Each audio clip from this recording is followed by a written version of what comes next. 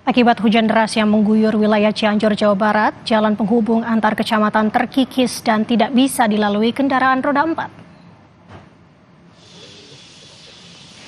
Penutupan akses jalan yang menghubungkan dua kecamatan, yakni Kecamatan Ciranjang dan Kecamatan Hawurwangi di Desa Kemang, Cianjur, Jawa Barat ini terpaksa dilakukan pemerintah setempat.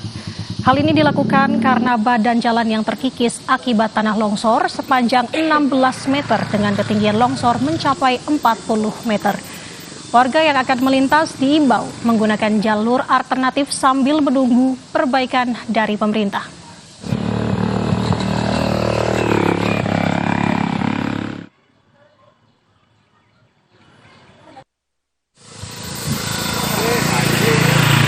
Dan Sukaratu melakukan penutupan akses jalan sementara untuk kendaraan roda 4.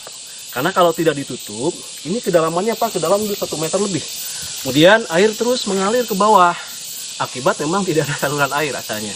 Sehingga dikhawatirkan kalau memang ini dibiarkan terus-menerus, ini akan terjadi longsor kembali dan badan jalan ini akan terbawa.